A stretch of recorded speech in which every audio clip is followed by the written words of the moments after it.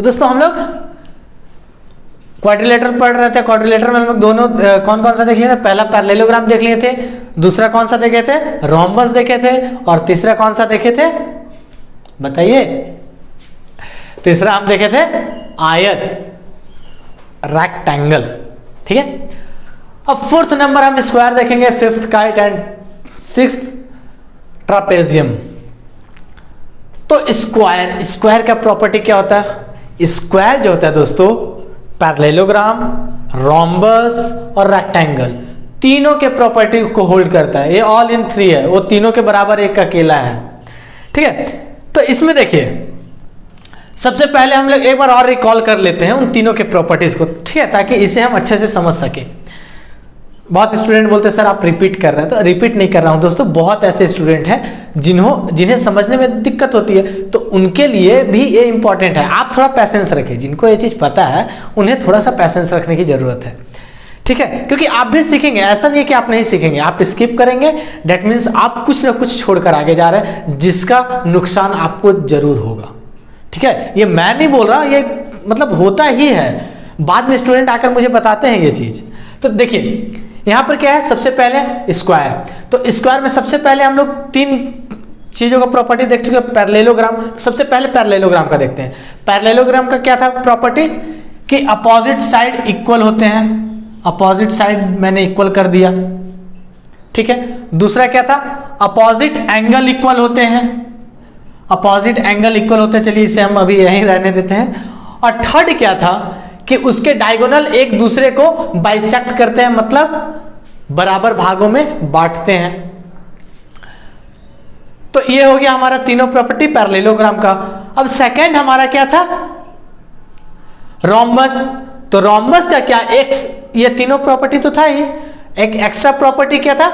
कि उसके जो डायगोनल्स होते हैं एक दूसरे के ऊपर परपेंडिकुलर भी होते हैं। दैट मीन्स ये परपेंडिकुलर है तो ये भी परपेंडिकुलर, ये परपेंडिकुलर, ये परपेंडिकुलर। यदि ये चारों परपेंडिकुलर है, दैट मीन्स क्या है? कि चारों जो इसके साइड है, भुजा है, वो क्या हो जाएंगे? इक्वल हो जाएंगे।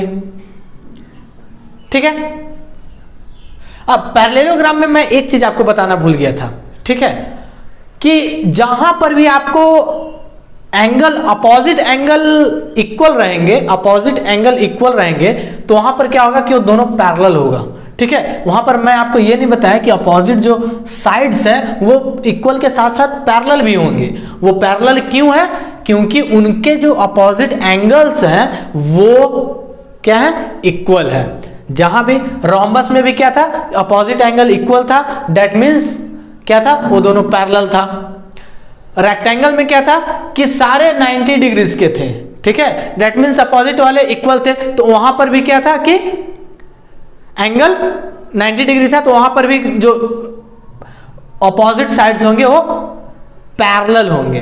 पैरेलल मतलब क्या होता है? कि पैरेलल का मतलब होता है कि यदि ये दो लाइन हम खींच दिए, तो दो लाइन में यहां और यहां किसी भी दो परपेंडिकुलर खींचिए, या 3 खींचिए या 10 खींचिए, जितना आपको खींचना है खींच लीजिए, और दोनों के बीच सारे डिस्टेंस यदि इक्वल आ रहा है, दैट मीन्स ये लाइन AB एंड CD क्या हो जाएंगे? पैरेलल होंगे। इसका मतलब क्या हो गया? कि line AB and line CD के हर क्या है कि किसी भी पॉइंट पे डिस्टेंस यदि हम परपेंडिकुलर डिस्टेंस निकालें तो इक्वल आएगा। पैरेलल का मतलब यही होता है। तो चलिए देखिए, तो हम लोग देख लिए उसमें रोम्बस का, देख लिए कि परपेंडिकुलर होता है, तो हमारा क्या आ गया? कि इसके सारे दोनों डायगोनल एक दूसरे के ऊपर परपेंडिकुलर होते हैं। बाइसेक्ट तो हमने देख लिया था पैरेललोग्राम में ही। और यहाँ पर जब चारों एंगल इक्वल हो गया तो चारों भुजा, चारों साइड हमारे इक्वल हो गए। अब चारों साइड हमारे इक्वल हो गए, तो अब आ जाते हैं हम रेक्टेंगल में। तो रेक्टेंगल में क्या बोला गया था? कि इसके दोनों डायगोनल इक्वल होते हैं, ये भी इक्वल होगा। ठीक है, और ये भी इक्वल होगा। तो अब देखिए, और 90 डिग्री वहां पे बोला गया था कि उसके एंगल 90 डिग्री होते हैं, दैट मीन्स ये भी 90 डिग्री होगा। ठीक है, और अपोजिट एंगल इक्वल होंगे, that means AB 90, AB 90, AB 90, AB 90 सब अपोजिट। इसीलिए मैंने जब पैरेललोग्राम का प्रॉपर्टी देख रहा था तो वहां पर मैंने इक्वल वाला साइन नहीं लगाया था, ठीक है, इसलिए क्योंकि यहाँ पे हमें परपेंडिकुलर साइन लगाना था। तो ये हो गया, हमारे सारे प्रॉपर्टीज लग गए तीनों के। तो अब देखिए, अब यहां पर हमें देखना है क्या कि इसका साइड हम A मान लेते हैं। पहले हम नहीं लिखे थे क्योंकि सबका हमें पहले समझना था कि इक्वल क्यों है, कैसे है, ठीक है, तो हम इक्वल समझ गए। अब यहां पर सबसे पहले हमारा क्या निकालना है, पेरीमीटर। पेरीमीटर इज इक्वल क्या हो जाएगा, लेंथ ऑफ द बाउंड्री। हमें लगता है बहुत बार लेंथ ऑफ द बाउंड्री मैंने बोल दिया है, ठीक है, तो चलिए आपको याद भी हो गया होगा और याद रहना बहुत जरूरी है। और हमें नहीं लगता कि मैं ऐसा कुछ भी बता रहा हूँ जो कि आपको याद करने की जरूरत पड़े, वो आपको ऑलरेडी समझ में ही आ जा रहा होगा, याद करने की अलग से एफर्ट लगाने की जरूरत नहीं पड़ रही होगी। तो यहाँ पर देखिए कितने हैं, 4 साइड है और चारों इक्वल है, दैट मीन्स डायरेक्ट हम यहाँ पर 4A लिख दे रहे हैं। रोम्बस का कितना आया था पेरीमीटर, इतना ही आया था। और एक चीज और दोस्तों, यहाँ पर जो कि मैं रेक्टेंगल में मैंने बताना आपको भूल गया, रेक्टेंगल का डायगोनल होता है, डायगोनल इक्वल होता है, तो डायगोनल इज इक्वल होता है, डायगोनल इज इक्वल होता है अंडर रूट। तो डायगोनल का वैल्यू हम लोग कैसे निकालेंगे, हम लोग राइट एंगल ट्राइंगल पढ़े हैं, राइट एंगल ट्राइंगल हमें यहां भी दिख रहा है। चलिए BCD एक राइट एंगल ट्राइंगल है, ठीक है, तो इसका क्या हो जाएगा, ए दोनों लेग हो जाएगा और एक क्या हो जाएगा, हाइपोटेनस हो जाएगा। तो यदि हमें हाइपोटेनस निकालना है तो पाइथागोरस थ्योरम हमें क्या बताता है कि हाइपोटेनस इज इक्वल P का स्क्वायर प्लस B का स्क्वायर, ये बताता है। तो H इज इक्वल क्या हो जाएगा दोस्तों, अंडर रूट P का स्क्वायर प्लस B का स्क्वायर, ठीक है। तो यहां पर देखिए ये हमारा हो गया हाइपोटेनस। तो रेक्टेंगल जो था दोस्तों, तो रेक्टेंगल का, चलिए यहां पर मैं बता दे रहा हूं, रेक्टेंगल कुछ इस तरह का आया था। चलिए पूरा मैं रेक्टेंगल बना दे रहा हूं, AB 90 डिग्री था, AB 90 डिग्री था, AB 90 डिग्री था, और डायगोनल जो था वो डायगोनल हमारा क्या था, इक्वल था दोनों, उसके प्रॉपर्टी में ही। तो हम दूसरा वाला डायगोनल हम यहाँ पर नहीं लिख रहे हैं, ठीक है। तो यहाँ पर डायरेक्ट देखिए, ये B हम लिए थे और ये L लिए थे, तो यदि ये क्या हो जाएगा, डायगोनल D, इसे हम डायगोनल D स्मॉल d ले लेते हैं, ठीक है, स्मॉल d। तो स्मॉल d इज इक्वल क्या हो जाएगा, small d is equal L या B दोनों में से कोई भी ले लीजिए, अंडर रूट L का स्क्वायर प्लस B का स्क्वायर, ठीक है। तो ये डायगोनल वाले पोर्शन में आप लिख लीजिएगा, सॉरी मैंने वहां पर भूल गया, मैं वहां पर नहीं बता पाया आपको, ठीक है। तो क्या होगा, diagonal is equal L under root L square plus B square, length square plus width का स्क्वायर। तो ये हो गया। अब यहां पर यदि इस तरह से हो रहा तो ए भी तो एक राइट एंगल ट्राइंगल है, और राइट एंगल ट्राइंगल है तो इसका क्या हो जाएगा, ए का स्क्वायर प्लस ए का स्क्वायर, ए हाइपोटेनस है और ये दोनों लेग है, बेस एंड परपेंडिकुलर, तो A square plus A square, तो कितना हो जाएगा ये 2a स्क्वायर। दैट मीन्स अब क्या है कि ए स्क्वायर में है तो ए को हम बाहर ले सकते हैं, तो यहां से क्या आ जाएगा, स्क्वायर का जो डायगोनल आएगा क्या आ जाएगा, √2a, ठीक है, √2a आ गया डायगोनल हमारा स्क्वायर का। अब चलिए इसका हम एरिया देखते हैं। तो एरिया हम डायरेक्ट इसका लिख देते हैं, ठीक है, क्योंकि एरिया हम रेक्टेंगल में देख लिए थे कैसे, राइट एंगल ट्राइंगल था तो half into base into height, तो इसमें भी half into base into height, और बेस और हाइट दोनों क्या है, इक्वल है, और दो इक्वल ट्राइंगल हम बनेगा कोई भी एक डायगोनल के रेस्पेक्ट में हम लेंगे तो, ठीक है। तो डायरेक्ट हम 2 से मल्टीप्लाई करेंगे, तो 2 से मल्टीप्लाई करेंगे तो क्या हो जाएगा, 2 इंटू हाफ इंटू ए इंटू ए, ठीक है। यदि इसके लिए हम लिखेंगे तो उसमें भी क्या आ जाएगा, हाफ इंटू ए, इसीलिए मैंने यहाँ पे 2 से मल्टीप्लाई, तो 2 से 2 कैंसिल हो गया, ए स्क्वायर, साइड का स्क्वायर, साइड का स्क्वायर, ठीक है। अच्छा यहां पर स्क्वायर के साथ साथ चलिए पहले मैं इसे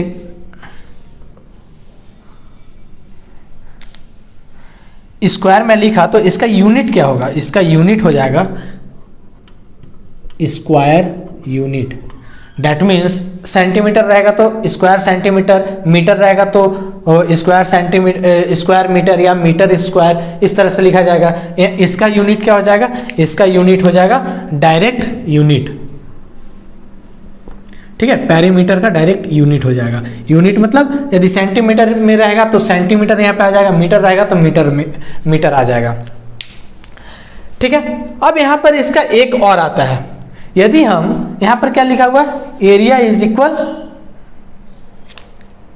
sorry, area of square is equal कितना हो गया, ए स्क्वायर। तो ए स्क्वायर यदि हम देखें तो यहाँ पर हमें क्या दिख रहा है, डायगोनल हम निकाल चुके हैं, कितना, D is equal half A square. यदि हम दोनों तरफ स्क्वायर कर दें तो कितना आ जाएगा, चलिए मैं इसे यहां पर लिख रहा हूं,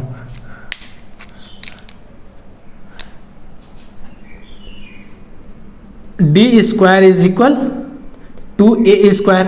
तो ए स्क्वायर, ए को सॉरी ए टू को यदि हम लेफ्ट हैंड साइड ले आए तो क्या हो जाएगा, D square by two. That means हमारा एक और फॉर्मूला क्या आ जाएगा, area of square is equal, यहां पर मैं रेड से लिख दे रहा हूं, area of square is equal half into diagonal का स्क्वायर, और यहां पर क्या हो जाएगा, स्क्वायर यूनिट। चलिए ये वाला एरिया का फॉर्मूला देखकर आपको कुछ याद आया, रोम्बस। रोम्बस का एरिया भी तो ऐसे आया था, क्या आया था, हाफ इंटू डायगोनल। ठीक है, अब हम यहां पर आते हैं काइट में। तो काइट का प्रॉपर्टी क्या क्या होता है, आइए हम लोग सबसे पहले काइट का प्रॉपर्टी देखते हैं।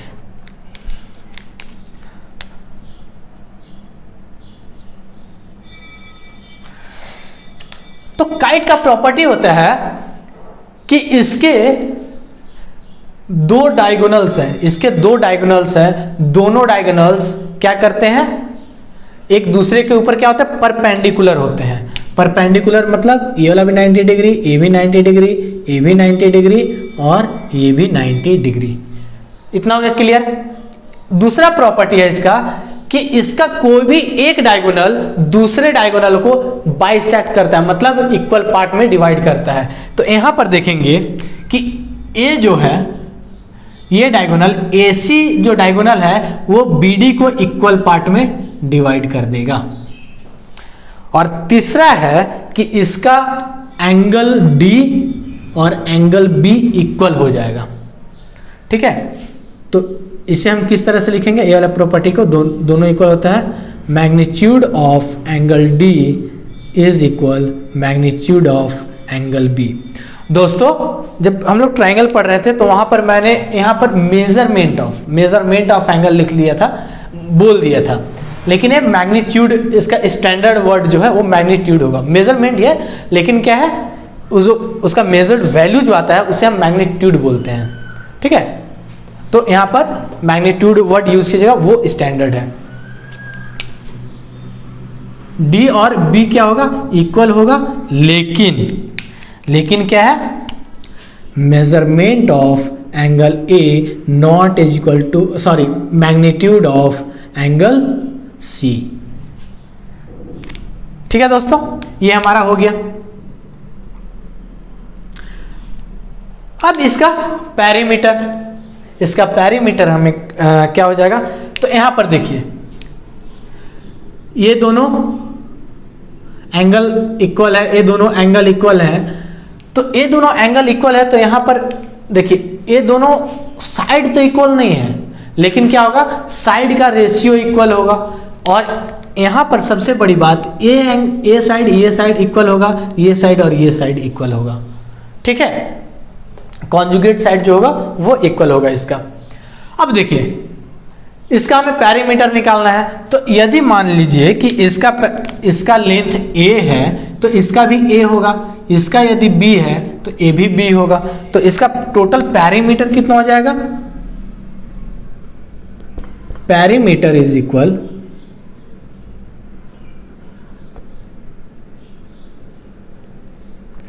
पेरीमीटर इज इक्वल कितना हो जाएगा दोस्तों,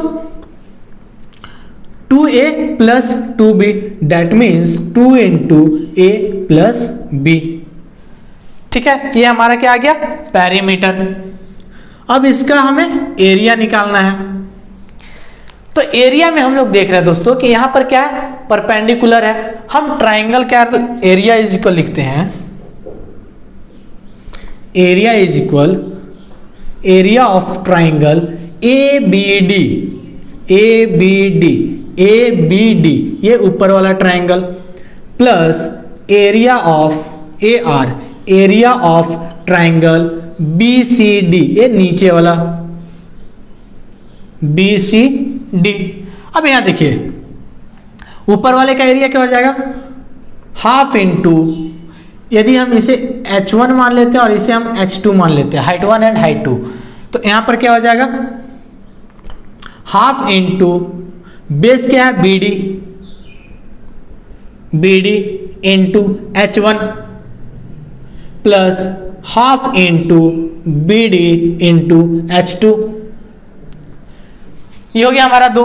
अब यहां पर देखिए हम हाफ इंटू बी डी को कॉमन ले रहे हैं, क्योंकि बी डी ऊपर वाले ट्राइंगल जो लिए हैं ए बी डी उसमें भी यही डायगोनल कॉमन है, और इसमें भी बी सी डी में भी यही डायगोनल कॉमन है नीचे वाले ट्राइंगल में।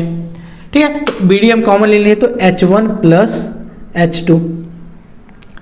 अब यहां पर देखिए, यहां पर हमें सबसे पहले देखने वाली बात है कि h1 एंड h2, अब ये दोनों का हम सम कर देंगे तो हमें क्या दिख रहा है, ये एक स्ट्रेट लाइन है और दोनों का सम क्या है, दोनों का सम AC, इसका डायगोनल है। दैट मीन्स हम इससे क्या लिख सकते हैं, half into B D into AC। ये हमारा आ गया, BD पहला डायगोनल, AC दूसरा डायगोनल।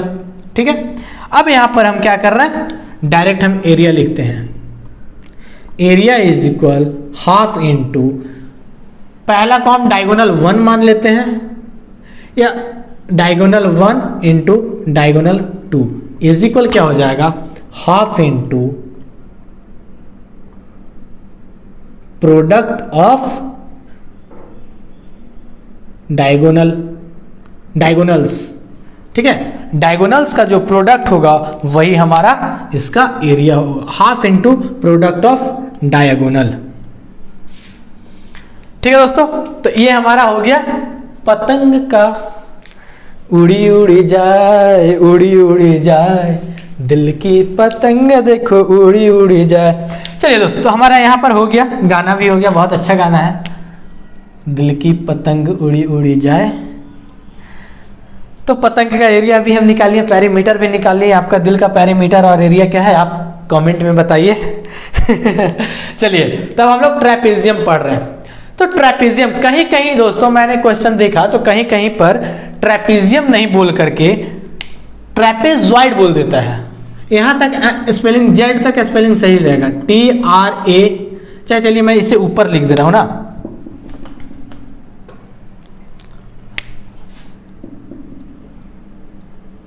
ट्रापेजॉइड लिख देता है, ZOI। ठीक है, ZOID। तो ये क्या है, ये यूएस का भाषा में बोला जाता है। ठीक है, यूएस में ट्रेपेजियम को ट्रेपेजॉइड बोला जाता है, और हमारा जो इंग्लिश है वो क्या है, यूके का इंग्लिश है, यूनाइटेड किंगडम का, जहां पर इसे ट्रेपेजॉइड बोला जाता है, सॉरी ट्रेपेजियम बोला जाता है। तो हम लोग स्टैंडर्ड ट्रेपेजियम ही बोलते हैं। ठीक है, कहीं कहीं लिख देता है ट्रेपेजॉइड, तो क्या करेंगे, वो एग्जामिनर पे भी डिपेंड करता है कुछ चीजें। तो ये चीजें हमें पता होनी चाहिए, जिससे मैं बता दे रहा हूं। ठीक है, दोनों सेम ही है, कहीं भी देखकर हड़बड़ाइएगा नहीं।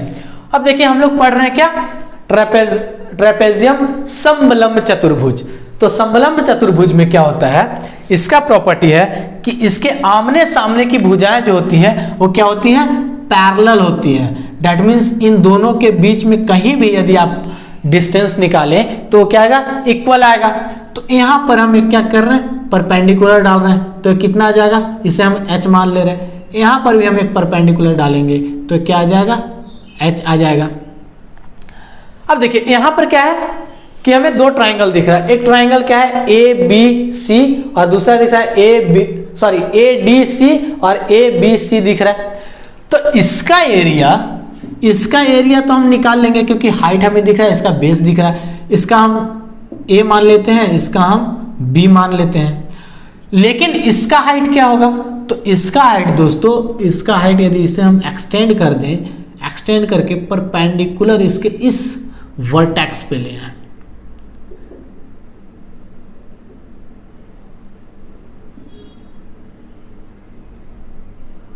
तो ये क्या हो जाएगा? ये परपेंडिकुलर हो जाएगा। परपेंडिकुलर होगा दैट मींस ये h के इक्वल ही होगा। तो इसका भी हाइट क्या होगा? h ही हो जाएगा। तो देखिए यहां पर इसका एरिया क्या हो जाएगा? पेरीमीटर क्या होगा? तो इसे यदि हम C मान लेते हैं, इसे यदि हम C मान लेते हैं, इसे हम D मान लेते हैं, तो इसका पेरीमीटर क्या हो जाएगा दोस्तों? पेरीमीटर इज इक्वल हो जाएगा, perimeter is equal A plus B plus C plus D। Perimeter क्या होता है? लेंथ ऑफ द बाउंड्री, और बाउंड्री का लेंथ यही चारों से मिलकर बना है बाउंड्री, दैट मीन्स ये चारों का लेंथ जो होगा उसका सम ही हो जाएगा हमारा पेरीमीटर। अब यहाँ पर देखिए हम एरिया कैलकुलेट करते हैं, तो एरिया इज इक्वल क्या हो जाएगा? Area of triangle ACD plus area of triangle ABC। अब देखिए इसका क्या है? हाफ इंटू बेस कितना है? CD इंटू हाइट क्या है? H प्लस हाफ इंटू इसका बेस क्या हो जाएगा? AB होगा, ठीक है, AB इंटू हाइट क्या हो जाएगा? H हो जाएगा।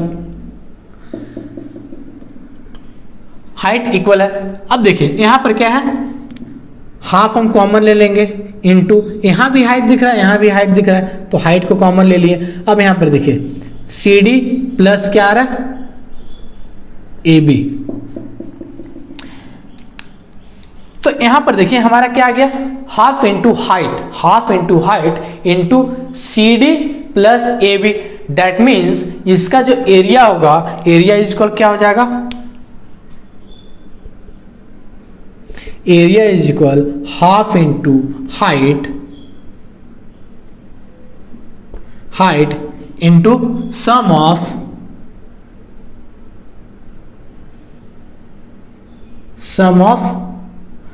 पैरेलल। ये पैरेलल को इस तरह से लिखते हैं, ठीक है, पैरेलल साइड्स।